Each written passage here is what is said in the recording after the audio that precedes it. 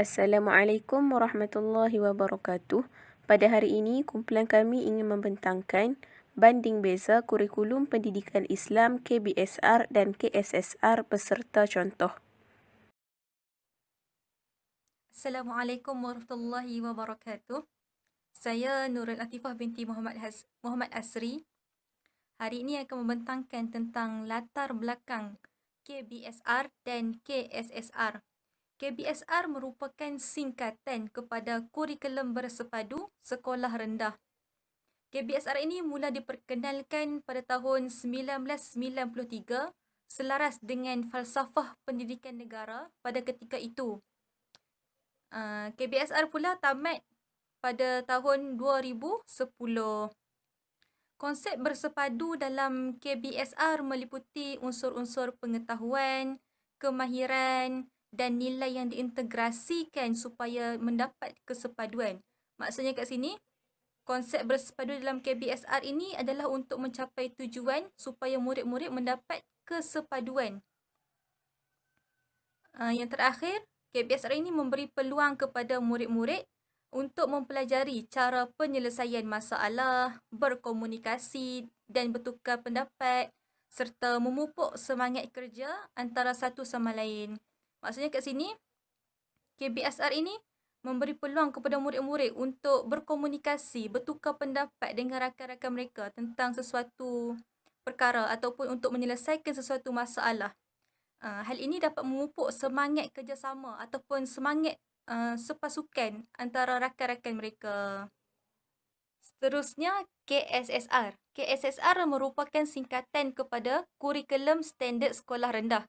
KSSR ini mula dilaksanakan sepenuhnya kepada murid-murid tahun 1 bermula pada tahun 2011.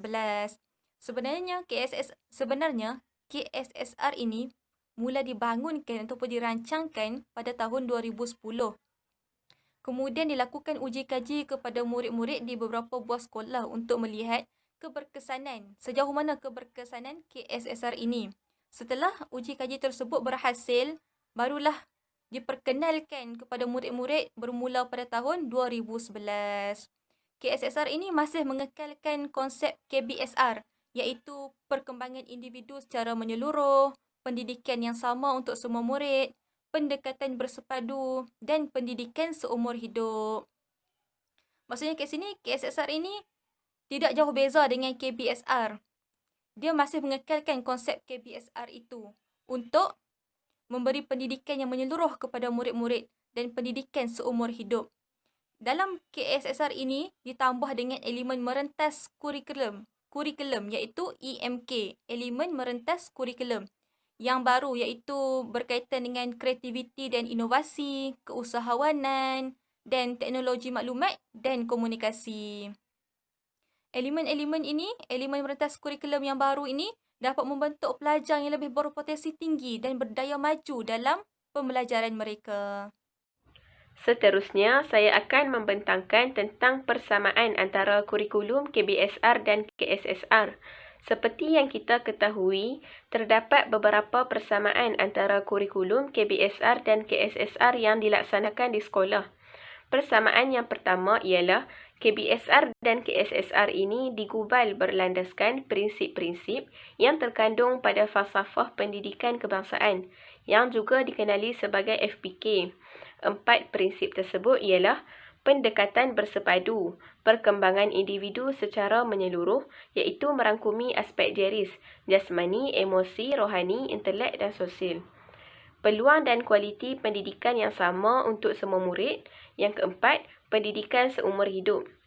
Persamaan yang kedua pula ialah KBSR dan KSSR ini menekankan penguasaan kemahiran 3M, iaitu kemahiran membaca, kemahiran menulis dan kemahiran mengira. Yang ketiga, KBSR dan KSSR ini merupakan teras panduan yang digunakan dalam proses pengajaran dan pembelajaran di semua sekolah.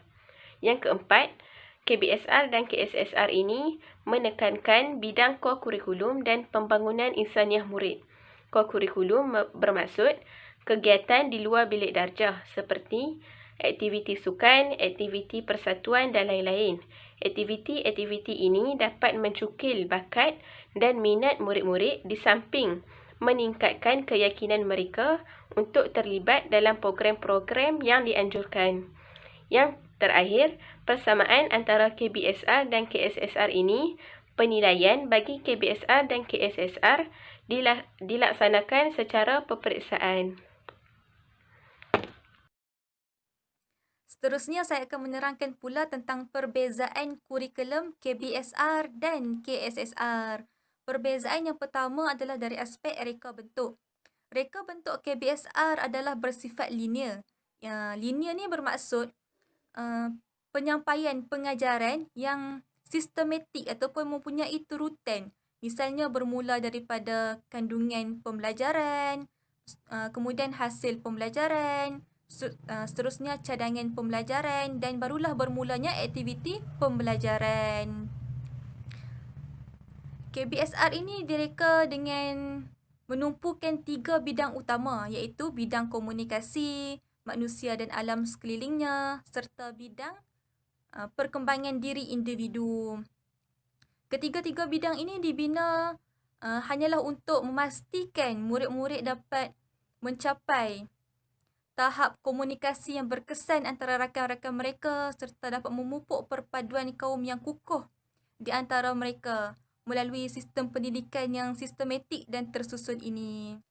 Manakala bagi KSSR pula adalah reka bentuknya adalah bersifat modular. Modular ni dibentuk yang kandungannya diorganisasikan dan seterusnya disampaikan dalam bentuk unit-unit tertentu ataupun bahagian-bahagian tertentu kepada murid-murid mengikut modul yang disediakan.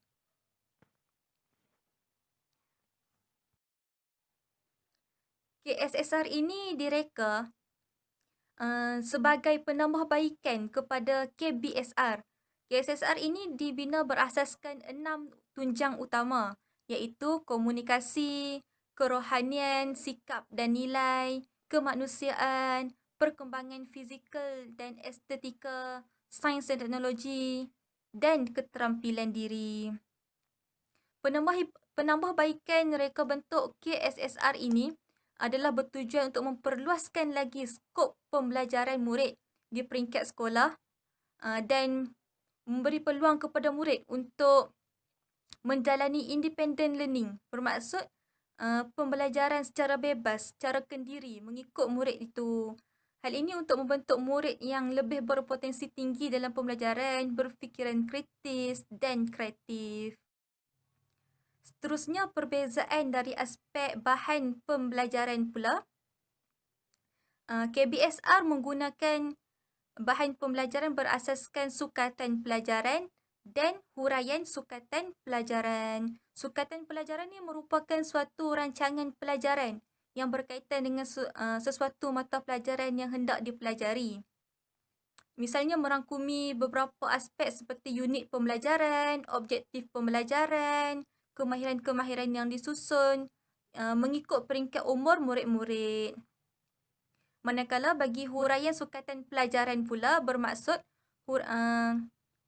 sukatan pelajaran yang dihuraikan secara terperinci dalam sebuah buku panduan khas guru untuk digunakan oleh guru-guru sebagai panduan asas untuk menyediakan rancangan pengajarannya. Manakala bahan pembelajaran bagi KSSR pula menggunakan dokumen standard kurikulum. Dokumen standard kurikulum ni terdiri daripada standard kandungan dan standard pembelajaran. Dokumen ini untuk memudahkan lagi urusan guru-guru dalam proses pengajaran dan memudahkan urusan murid dalam proses pembelajaran. Seterusnya, dari perbezaan dari aspek elemen pula, KBSR menekankan kemahiran berfikir secara kritis dan kreatif. Hal ini bermaksud menekankan murid-murid supaya dapat menyelesaikan masalah ataupun dapat memberikan pendapat secara lebih kritis dan kreatif. Manakala bagi KSSR pula, dalam perbezaan dari segi elemen, KSSR menekankan 3 elemen iaitu kreativiti dan inovasi, keusahawanan dan teknologi maklumat dan komunikasi. Elemen-elemen ini diperkenalkan sebagai penambahbaikan kepada elemen dalam KBSR. Elemen-elemen ini juga bertujuan untuk memenuhi keperluan murid dalam membangunkan model insan yang holistik, berpengetahuan luas, berfikiran kreatif dan kritis, berinovasi serta berdaya maju. Perbezaan dari aspek kaedah pentaksiran pula, bagi KBSR, dilakukan penilaian secara sumatif dan formatif. Tetapi KBSR lebih menekankan penilaian secara sumatif. Penilaian secara sumatif ini bermaksud penilaian berpusatkan lembaga peperiksaan Malaysia seperti UPSR. Manakala kaedah pentaksiran bagi KSSR pula memberi penekanan kepada penilaian formatif. Penilaian formatif ini bertujuan untuk memberi perkembangan kepada proses pembelajaran murid-murid. Penilaian ini dilakukan secara berterusan sepanjang tempoh pembelajaran murid. Contoh penilaian yang dijalankan misalnya penilaian berasaskan PBS, iaitu pentaksiran berasaskan sekolah, di mana melibatkan proses mengumpul maklumat, membuat penilaian terhadap sesuatu perkara dan membuat tugasan bertulis, ujian, kajian serta kerja praktikal. Penilaian formatif ini akan memberi kesan lebih mendalam kepada pelajar dalam meningkatkan tahap penguasaan pelajar dalam pembelajaran. Akhir sekali adalah perbezaan dari segi fokus. Fokus bagi KBSR adalah melibatkan 3M, iaitu membaca, menulis dan mengira. KBSR hanya menekankan membaca, menulis dan mengira untuk memastikan murid-murid dapat mengikuti pembelajaran yang disampaikan dengan lancar. Manakala bagi KSSR pula memfokuskan 4M, iaitu membaca, menulis, mengira dan menakul. Menakul ni bermaksud membuat penilaian terhadap sesuatu perkara ataupun membuat analisis dengan berfikiran secara logik, kritis dan kreatif. Hal ini menunjukkan amalan 4M ini lebih memberi keberkesanan kepada murid untuk membentuk murid-murid yang lebih berdaya maju, berpotensi tinggi dan mempunyai pengetahuan yang lebih luas. Secara amnya, terdapat dua kelebihan pada kurikulum KBSR. Yang pertama, menggunakan pelbagai pendekatan dan kaedah pengajaran dalam penyampaian ilmu pengetahuan. Contohnya, guru melaksanakan gallery walk. Aktiviti ini membuka peluang kepada murid-murid untuk bergiat aktif di dalam kelas. Selain itu, aktiviti ini juga dapat menarik minat murid-murid untuk mempelajari topik-topik yang berkaitan secara lebih berkesan. Kelebihan yang kedua ialah KBSR tidak menggunakan kaedah hafalan dan hafazan, tetapi murid-murid digalakkan untuk lebih menghayati dan memahami ertinya. Ia bermaksud murid-murid bukan sahaja menghafal sesuatu topik, tetapi lebih kepada penghayatan dan memahami erti dan maksud di dalam topik berkenaan. Seterusnya, terdapat 3 kelemahan pada kurikulum KBSR. Kelemahan yang pertama ialah kesepaduan terhadap pengetahuan, kemahiran dan nilai tidak dapat dicapai sepenuhnya. Memang tidak dapat dinafikan, kurikulum KBSR amat mementingkan elemen pengetahuan, kemahiran dan nilai di dalam diri murid-murid. Namun begitu, elemen-elemen ini tidak dapat dicapai secara sempurna. Hal ini kerana terdapat segelintir pelajar yang tidak mampu menguasai kesemua pengetahuan, kemahiran dan nilai yang dipelajari di dalam kelas. Yang kedua, pembelajaran tanpa penghayatan.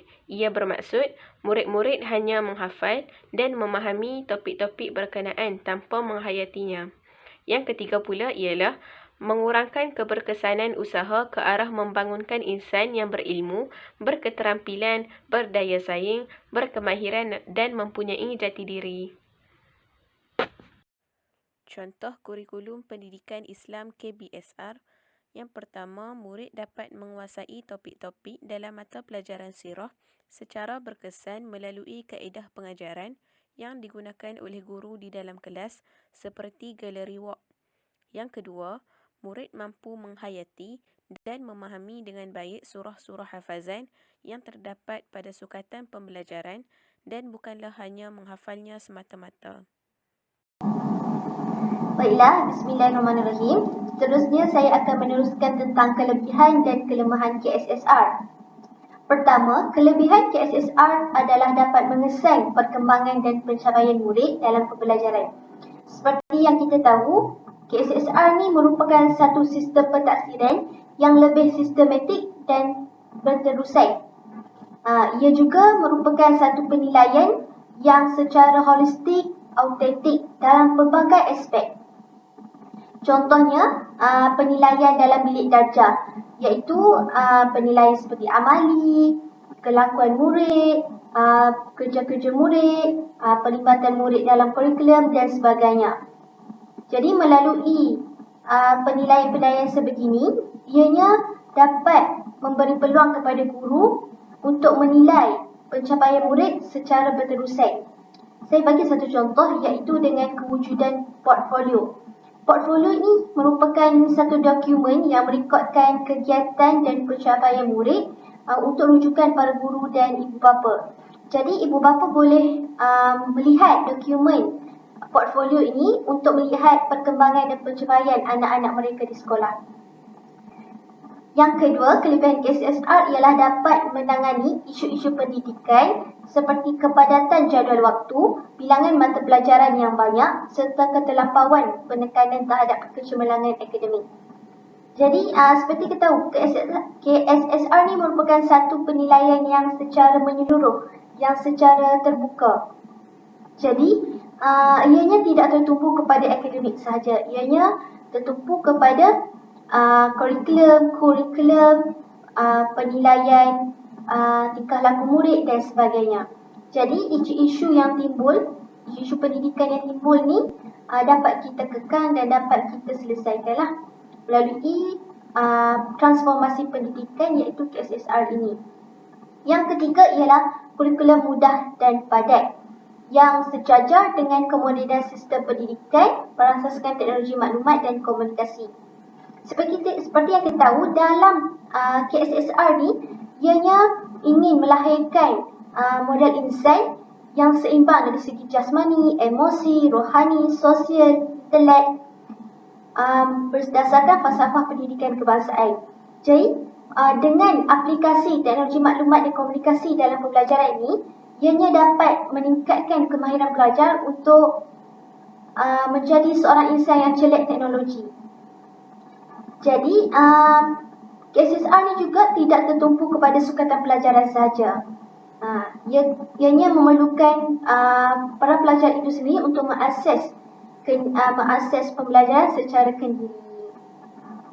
Seterusnya, kelebihan KSSR ialah pengajian bersertakan amali yang berkesan kerana pembelajaran berpusatkan pelajar. KSSR ni lebih mementingkan pembelajaran yang berpusatkan kepada pelajar. Manakala guru menjadi pembimbing dan pemudah cara belajar. Sebagai contohnya ialah pembentangan berkumpulan. Jadi, dalam pembentangan kumpulan, pelajar-pelajar akan dilatih untuk membentang di hadapan tentang sesuatu topik, manakala guru akan melihat dan membimbing para pelajar. Dengan alternatif ini, ianya dapat meningkatkan kemahiran pelajar untuk berani bercakap di hadapan orang ramai dan melatih para pelajar untuk berkomunikasi di hadapan khalayak ramai. Bukan itu saja, melalui pengajian yang berpusatkan pelajar ini juga, ianya dapat melahirkan individu yang berkemahiran tinggi, seimbang dengan pemikiran kreatif dan inovatif. Selain itu, ia juga dapat menambah dari pemikiran yang tinggi, contohnya melalui inovasi. Selain itu, dalam pengajian yang berpusatkan pelajar ini juga, ianya memberi penghayatan nilai dalam pelibatan aktiviti murid dalam sesuatu aktiviti di sekolah. Maksudnya melalui KSSR ni, ianya bermatlamat untuk memberi pelajar itu mengaplikasikan apa yang mereka belajar di dalam bilik darjah. Dengan ini, ianya dapat membentuk dan menanam pelbagai kemahiran dalam diri pelajar untuk menjadi seorang individu yang lebih cemerlang pada masa hadapan di peringkat global. Setelah kita bergerak kepada kelemahan KSSR. Kelemahan KSSR yang pertama ialah pengajian agama berkurangan. Seperti kita tahu, dalam penilaian KSSR ni, ianya bertumpukan kepada pelbagai aspek. Jadi, apabila penilaian yang bertumpu kepada pelbagai aspek, secara tidak langsung pengajian agama ni berkurangan. Contohnya, ia lebih tertumpu kepada aktiviti sukan, kurikulum. Jadi, untuk melakukan aktiviti rohani, aktiviti agama ni, ianya agak terbatas sedikit. Yang kedua ialah masa yang diperuntukkan tidak mencukupi. Masa pendidikan Islam yang diperuntukkan tidak mencukupi.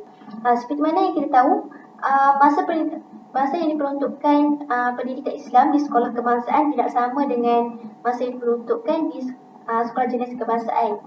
Kalau di sekolah kebangsaan, ianya diperuntukkan 180 minit seminggu. Manakala di SDK, hanya 120 minit seminggu. Hal ini disebabkan terdapat beberapa kekangan yang berlaku di sekolah jenis kebangsaan. Jadi, peruntukan masa yang terhad ini ianya membataskan para guru untuk memberi pendidikan yang sewajarnya dan memberi pendidikan yang terbaik kepada pelajar. Kerana guru perlu mengejar sukatan pembelajaran ataupun guru perlu menghabiskan silibus-silibus yang terdapat dalam penilaian KSSR ni. Jadi, dengan masa yang terbatas ni, kebanyakan proses PDP akan berlaku secara berpusatkan peperiksaan. Macam seperti KBSR yang terdahulu. Tapi namun ianya dapat diselesaikanlah jika seseorang guru itu mampu mengambil beberapa langkah yang proaktif untuk mengatasi masalah-masalah yang mereka hadapi. Sekian. Contoh kurikulum pendidikan Islam KSSR, murid dapat merumuskan konsep asas ibadah solat serta mengaplikasikan pembelajaran tersebut dalam kehidupan seharian secara betul dan sempurna. Yang kedua, guru menerapkan penggunaan ICT dalam proses pengajaran dan pembelajaran seperti melakukan kuis jawi secara atas talian melalui aplikasi Kahoot. Kesannya, dapat mewujudkan suasana pembelajaran yang berkesan dan bermakna. Yang terakhir, guru menerapkan amalan inovasi dalam diri setiap individu melalui modul pendidikan Islam agar ianya dapat melahirkan model insan yang berfikiran kritis dan inovatif serta mampu memacu kecemerlangan pada masa akan datang. Oleh itu, secara keseluruhannya, jelaslah bahawa kurikulum pendidikan Islam telah melalui sebuah transformasi pendidikan yang amat berkesan selaras dengan falsafah pendidikan Islam, yakni melahirkan para pelajar yang seimbang dari segi jasmani, emosi, rohani, intelek dan sosial yang berlandaskan Al-Quran dan As-Sunnah. Bukan itu sahaja, malah perubahan ini juga mampu melahirkan modal insan yang berketerampilan tinggi dan mempunyai sasiah yang unggul di samping mempunyai pelbagai kemahiran dan pengetahuan di tahap global. Jadi jelas di sini bahawa melalui pentaksiran KSSR ini, ianya mampu melahirkan modal insan yang mampu berdaya saing di tahap global. Jika kita lihat dalam pentaksiran KSSR yang terdahulu, ianya memerlukan para pelajar untuk berfikir secara kreatif dan inovatif sahaja. Manakala dalam transformasi pendidikan KSSR ini, ia memerlukan para pelajar mengaplikasikan ilmu yang mereka belajar dalam pengamalan inovasi. Jadi dengan pengaplikasian ini, para pelajar mampu menghayati dan mengamalkan nilai yang mereka belajar dalam sesuatu subjek dengan amalan inovasi. Dengan ini, ianya dapat melahirkan model insan yang berfikiran inovatif dan kritis dan mampu berdaya saing di persada antarabangsa. Sekian, terima kasih.